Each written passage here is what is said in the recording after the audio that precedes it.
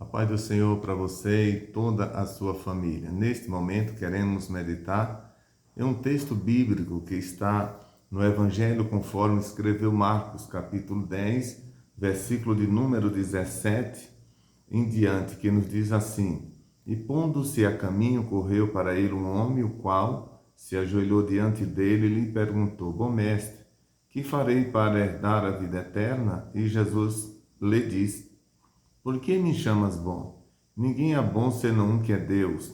Tu sabes os mandamentos?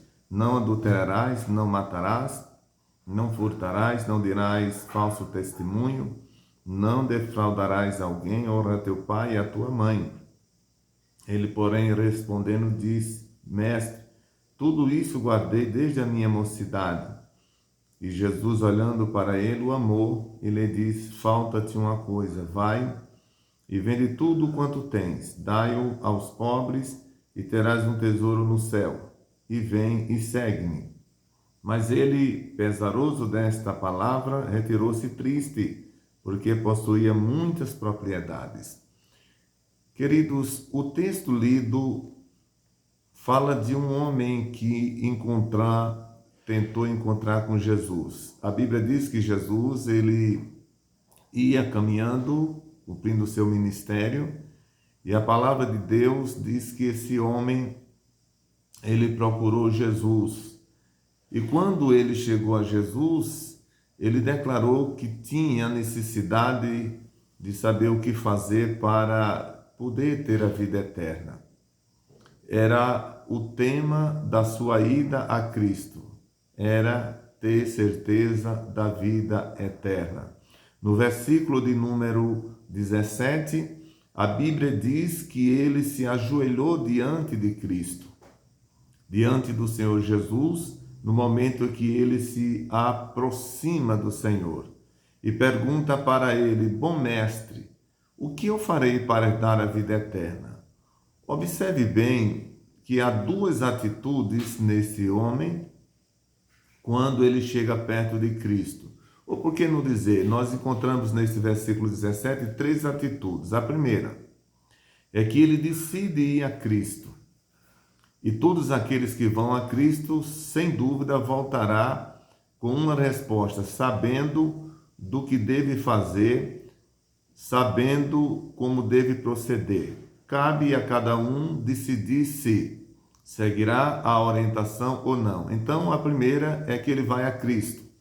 A segunda é que ele se ajoelha, um sinal de humilhação, de humildade. A terceira é que ele diz: bom mestre. Essa expressão bom mestre, que significa doutor, significa um professor, aquele que ensina, aquele que tem o conhecimento.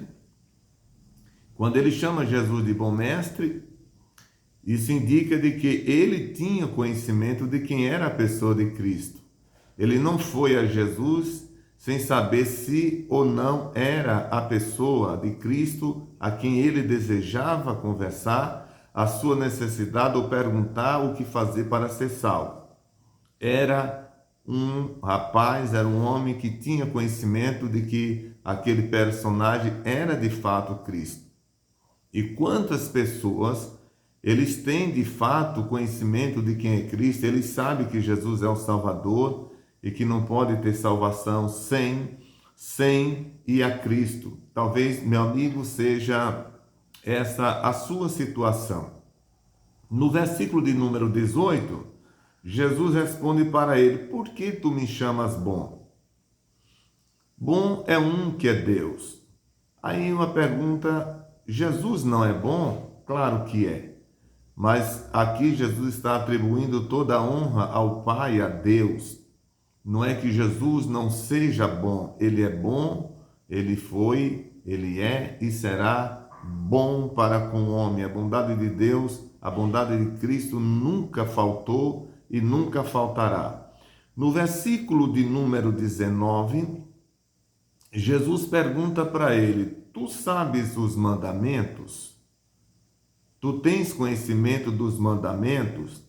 E Jesus faz uma lista dos mandamentos que a lei ensinava, que a lei orientava os filhos de Israel como não adulterar, não matará, não furtar, não criar falso testemunho, não fraudar alguém, e acrescenta com um compromisso familiar: honra teu pai e a tua mãe. Os primeiros, antes do pai e a mãe, Jesus está tratando das questões morais que o ser humano precisa desenvolver na sociedade em que está vivendo. E depois ele conclui o versículo de número 19 tratando das questões familiares, mostrando que o pai e a mãe devem ser honrados pelos filhos dentro da família, dentro da casa, no lar. E Jesus cita todos esses mandamentos para aquele homem. E veja como é surpreendente a resposta desse moço, no versículo de número 20. Ele, porém, respondendo, disse: Mestre, tudo isto guardei desde a minha mocidade. Há uma outra tradução que diz que ele fazia isso desde a meninice. Talvez você tenha essa tradução. Eu faço isso desde a minha mocidade. A expressão mocidade aqui equivale meninice ou equivale desde criança.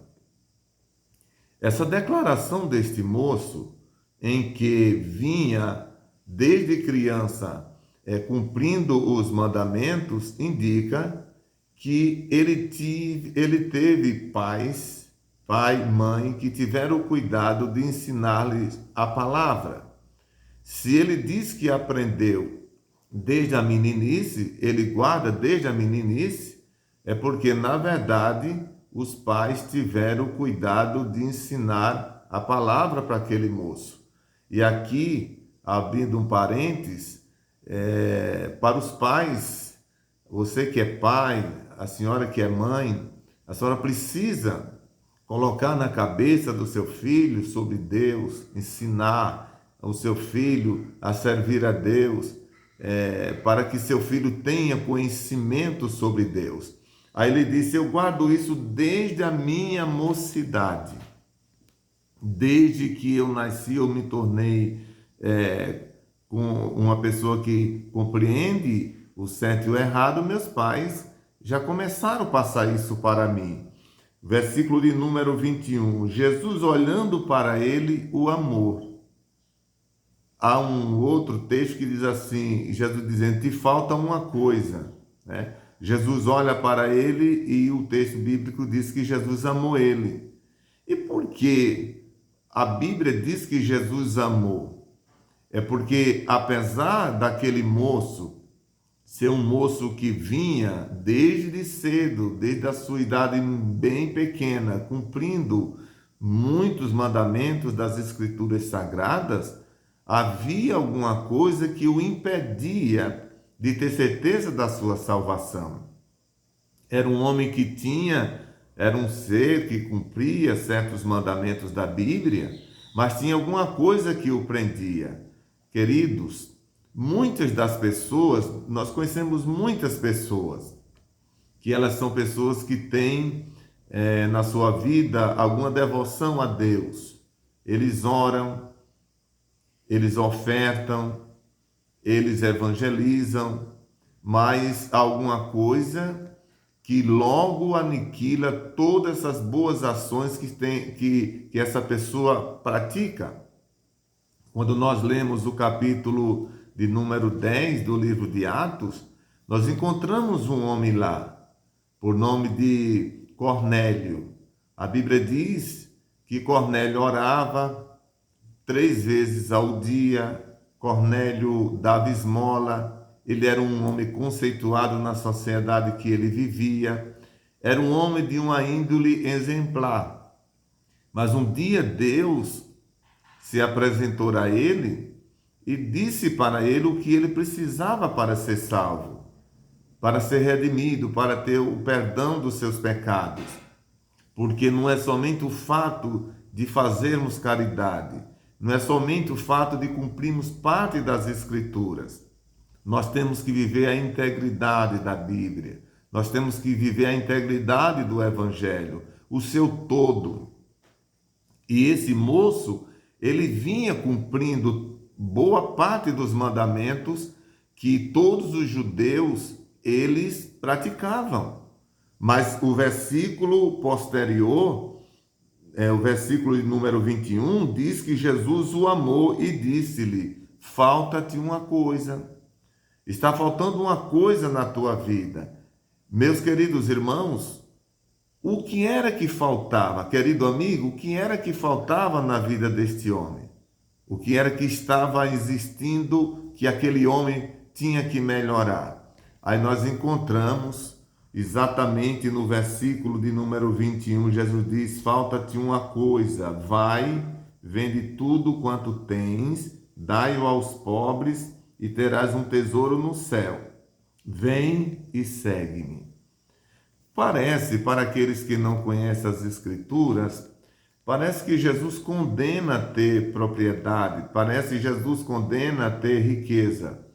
Eu quero dizer a você que não. Se você ler a Bíblia, você vai ver que a Bíblia ela não condena que você tenha propriedade, que você tenha riqueza. Temos na Bíblia Sagrada muitos homens que foram ricos. A Bíblia fala de Abraão, que ele prosperou muito, fala de Jacó, fala de Isaac, fala de José. Eram homens ricos.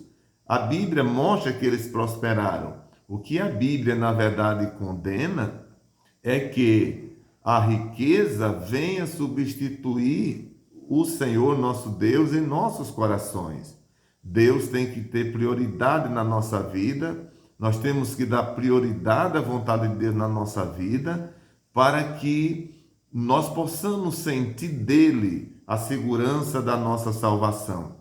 Se você trabalha, se você é um homem esforçado, uma mulher esforçada, e os seus recursos que você possui são justos, a Bíblia não vai condenar.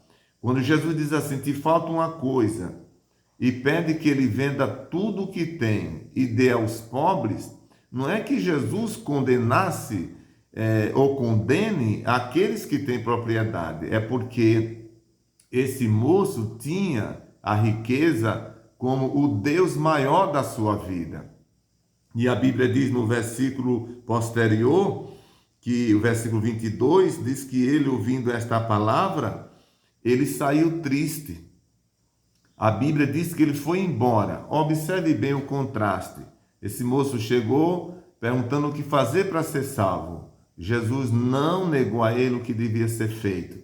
Todavia, ele não teve coragem de disposição para tal.